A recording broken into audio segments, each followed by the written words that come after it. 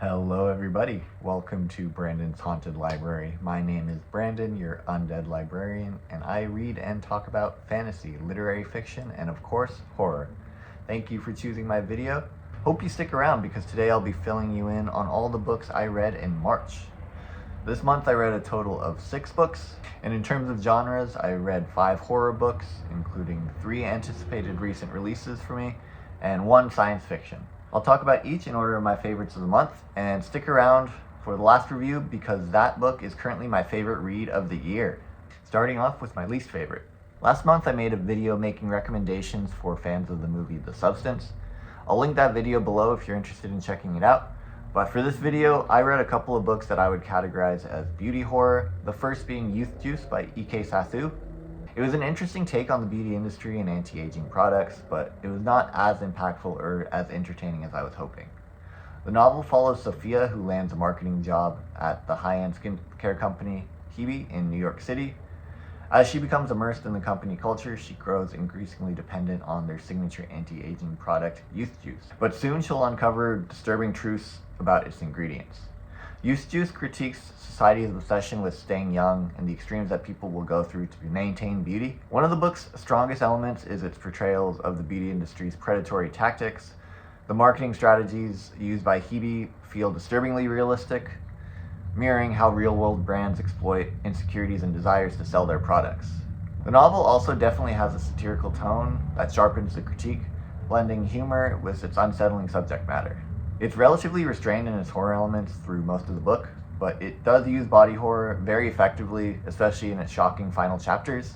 The novel fell a bit short for me with its protagonist. Sophia's character felt underdeveloped, making it difficult to connect with her journey. Also, the dual timeline structure, shifting between present-day experiences at Hebe and key moments from her past, disrupted the pacing for me, and while thematically relevant, the connections between these timelines didn't always feel the most cohesive to me. But despite its flaws, Youth Juice was still an engaging and thought-provoking read. It delivered sharp social commentary with a dark satirical edge. I gave Youth Juice 3 stars. While it didn't quite meet my expectations, I'd still recommend it to those interested in its themes, but I think I have a better suggestion coming up later in the video. Next up is a highly anticipated horror novel released a couple months ago. Grady Hendrix's most recent release, Witchcraft for Wayward Girls, follows a young 15-year-old girl living in the South during the 1970s who gets pregnant and is sent by her father to the Wayward house, a home for wayward girls, where unwed and often adolescent women would wait out pregnancies in private and give their children up for adoption.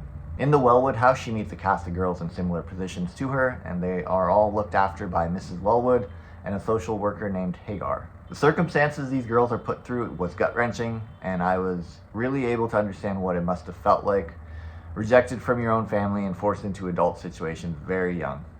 The book puts a lot of focus on the experiences of these young girls and the historical context and societal attitudes surrounding pregnancies in the years before Roe v. Wade protected a woman's right to an abortion. But this was incredibly done and often heartbreaking as we watched them all learn to cope with their traumatic situation. While at the Wellwood house, the girls have a chance encounter with a librarian who turns out to be a witch and wants them to join her coven as she gives them a book of witchcraft.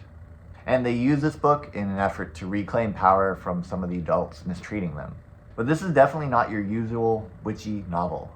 It does have some of the campy humor and magical elements you might expect from a witch story written by Grady Hendrix, but really most of the book was heavy and bleak, focusing on the horrors of childbirth and the oppressive system these girls lived under. It's certainly a very serious and evocative story, but Hendrix's humor and charm still manages to shine through without taking away from the story too much. And despite being somewhat light on horror, there are a handful of scenes here that are truly disturbing and upsetting. Even normal birthing scenes were written in horrific ways. The book was a little slow-paced for me. It takes a long time for the witchcraft to get going, but the well-developed characters and their dialogue kept me incredibly invested, even when the plot was dragging. But the witchcraft moments were eerie and compelling to read when they were being portrayed. But I think horror fans should know that the witchcraft is more of a background thematic element in this novel, meant more to make commentary on power dynamics and girls reclaiming control over their lives. I'd consider this a historical fiction novel with some horror elements rather than a horror novel with some historical aspects. It's a dark, unsettling story that packs an emotional punch and is often not easy to read. I think it was great, but for me, the pacing and the length of the novel brings down my rating a bit. I'd be lying if I said it didn't drag for me in many moments. Reading this took a bit of patience for me, but in the end I found it incredibly worth it. I gave Witchcraft for Wayward Girls 3.5 stars. Next up is a book coming out April 29th, which I was able to get my hands on early. So thank you to NetGalley and Random House Del Rey for giving me a reviewer copy in exchange for my honest thoughts. Staircase in the Woods by Chuck Wendig tells the story of 5 teenage friends who find a staircase in the woods during a camping trip, which one of them climbs up the stairs and disappears mysteriously. Maddie's disappearance haunts these friends for 20 years until one of them, Nick, reunites everyone as the staircase has reappeared in the forest. This is told as a fast-paced, dual timeline story detailing the night of Maddie's disappearance and the present-day reunion and everything in between. In the present day, their friendship has faded and their life paths have drifted apart. They are all scarred from their personal trauma and shared trauma of Maddie's disappearance, all in unique ways. The reunion of this friend group created an interesting dynamic for this creative story that goes to dark, disturbing places when the group goes back to the staircase. Now, I won't say what happens next because it isn't in the synopsis, and I think this is a good book to go in without knowing where the staircase will lead. But I will say that the dynamic between the friends really drove this novel and made it a really enjoyable tale of friendship and guilt. Each character is given a lot of backstory and inner struggle, which adds to the depth of the complex relationships between them, and elevated the book as a whole. The characters, though not always likable, are fleshed out and feel real. They are easy to empathize with, as you are given a lot to understand each character individually. The book has a vivid and creepy atmosphere, and was terrifying and full of twists. Its horror scenes were written with gruesome detail, which I do appreciate. There were some pretty disturbing moments in this. It had a good blend of surreal imagery and body horror, some that lingered with me after reading. It's supernatural horror with a lot of heart in how it addresses themes of friendship and confronting trauma. As it is a book concerning trauma, I will say you should check your trigger warnings because all types of different traumas are covered within this novel. Like I said, I thought this was a pretty fast-paced book, but its ending did feel a bit abrupt and unresolved for me. But all in all, the book had a lot of cool horror and thematic concepts. I gave Staircase in the Woods 3.5 stars. The second book that I read for my Silver Scream episode on The Substance is Natural Beauty by Ling Huang, and I really love this book. It's strange, haunting, and really fun, a sharp satirical exploration of our culture's fixation on beauty. The story centers on an unnamed narrator, a once promising pianist, whose career is abruptly derailed by a family tragedy. In the aftermath, she's forced to abandon her dreams and ends up working at Holistic, an elite wellness and beauty brand that caters to the ultra-wealthy. At first, it seems like a dream job, offering groundbreaking treatments and access to luxurious, seemingly miraculous enhancements. But as she becomes more immersed in Holistic's world, she starts to uncover the dark truths underneath. What really sets this novel apart for me was the way it weaves together horror, satire, and beautiful writing. The prose is elegant and lyrical, which made the grotesque body horror moments that much more jarring. Huang's use of body horror is especially effective in the final act, but unsettling moments appear throughout the novel, each one stranger and more creative than the last. There were many points in here where I found myself saying, oh, wait, what did I just read? In the best way possible. And beyond the horror, Natural Beauty is packed with sharp social commentary. It takes aim at the wellness industry and our obsession with optimizing the human body, highlighting how these pursuits can become invasive and addictive. Huang also digs into the complex intersection of beauty, race, and class, as our protagonist is a lower middle-class Asian woman. It's sharply satirical, and there's a touch of whimsy and humor throughout that balances the darker elements. And thematically, it builds to a conclusion that feels both haunting and strangely liberating. I love how bold and imaginative this novel was. It was not afraid to get weird and to take big creative swings. I gave Natural Beauty by Ling Huang 4 stars. It was both a thought-provoking critique of the beauty industry and a really entertaining horror read. Next up, I want to talk about Imago, which is the third and final book in Octavia Butler's incredible Xenogenesis trilogy. The series is about humans that are saved from nuclear war by an alien race called the Oankali, and the process of recolonizing Earth. This book once again shifts perspective to a new protagonist, Jodas, who is an alloy human construct which is kind of hard to explain without the prior books as background, but essentially the Oankali alien race has three sexes, male, female, and the Eloi, and Jodas is the result of mating between the humans and the Eloi. What I really enjoyed about this perspective was how distinctly different it was from the prior books. It was the closest we got in the series to the perspective of the Oankali, and really understanding how they view humanity and living in that perspective for the whole book. I found it fascinating. There were so many bizarre concepts being tackled in this. These concepts were the most interesting and strange in a series that is already very interesting and strange. But after reading all three, I would still consider Dawn, the first book, as my favorite, but this is a very close second for me.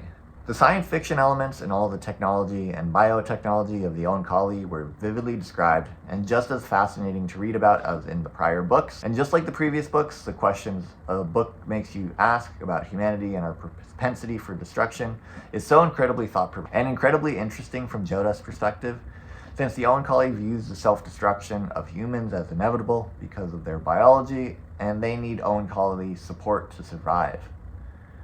Obviously, parallels can be made to the real historical and modern-day colonial thinking, adding some compelling layers to the story. And in the Oankali efforts, they are essentially killing off humanity as we know it through their biological modification and non-consensual mating. Octavia Butler writes in such a way that is never overt moralizing as to what the readers should think is right or wrong. But what she does so well is take these strange stories to look at themes of xenophobia, consent, and colonialism with unflinching eyes in such nuanced ways that no characters are clearly good or evil, nor are the race of aliens or humans they belong to. And it's this moral ambiguity that makes the Xenogenesis trilogy such an unnerving piece of science fiction. This was an incredible end to an incredible series that I didn't want to end, and made me wonder what happens next. Every book from Octavia Butler I've read has amazed me, and this is no different. I gave Imago by Octavia Butler 4.5 stars. Finally, my favorite book of the month, and currently my top contender for favorite book of the year, is The Buffalo Hunter Hunter. This is the most recent release from one of the modern-day greats of the horror genre, Stephen Graham Jones. And this was an incredibly impressive piece of historical fiction about a vampire of the Blackfeet tribe in the American West. Within this epic novel, it recounts the rarely acknowledged historical event of the Marias Massacre of 1870, in which the U.S. Army kills upwards of 200 defenseless Piegan Blackfeet, most of whom were women and children. This dark moment in my country's history is the catalyst of events of this novel, that take a fictional horror twist in the years after this atrocity. Told in an epistolary style of diary entries similar to Bram Stoker's approach to Dracula, the novel opens with Etsy Bucharn in 2012, who discovers a diary from one of her ancestors, a Lutheran priest named Arthur Bucharn. The majority of the novel is Arthur's journal entries from 1912, but the entries of his great-great-granddaughter do bookend the beginning of the novel in an interesting and compelling way. 40 years after the Marias Massacre, Arthur's journal recounts a series of encounters in the church following Sunday services with a mysterious Blackfoot that goes by many names, but is most often referred to as Good Stab. Good Stab, over the course of several weeks, tells Arthur his peculiar and dark history, which he calls confessions to the priest because of the shame and pain he feels. And I don't want to tell you much beyond that, because how the story unfolds is one of the best parts of the novel, because it does not proceed how you might expect it to. Instead, it is much darker and poignant. Its fragmented narrative and epistolary style makes you feel like you're involved in the investigation into the long-lost history and secrets in this diary, and the confessions of Good Stab. Jones is a talented, though somewhat divisive, writer, and this is him at some of his absolute best. Each perspective we are given between Arthur, Good Stab, and later Etsy are given unique and consistent voices. I found each of them entertaining to read, though I think some readers may struggle with the narrative voice of Good Stab for the use of some native words and limited hand-holding for the readers to understand. It was a challenge to me at some points, but a worthwhile and effective one, because it really contributed to the immersion of the story I felt while reading. Stephen Graham Jones expertly creates a chilling atmosphere with this novel, particularly with the church scenes, that each week become increasingly tense and terrifying. This is a brutal book with a lot of violence and blood of both humans and animals, particularly buffaloes. There's a specific modification to vampire lore in here which I won't spoil, but created some truly horrific moments and drove the narrative in a really interesting direction. It was wild. It's a truly gruesome novel that doesn't ever look away from the brutality, which makes it particularly challenging when reading about the real carnage of US history. Because despite all the carnage that we see Goodstab, the vampire, carry out on his victims, it really doesn't compare to that of the white men in this novel, which makes it ever the more horrific knowing that it really happened. This is one of the best horror novels I've read in a long time, and easily deserves 5 stars. I highly recommend it. But that's all the books I read in March. Thank you so much for hanging out with me and watching my video. If you enjoyed it, consider liking and subscribing so you don't miss my next video. I'm really proud of my previous video on the substance, so check that out if you're interested. But until next time, feel free to drop a comment. You know I talk back. Let me know your thoughts on any of these or whatever books you've been loving lately. As always, happy reading everyone, and I'll see you in the next video.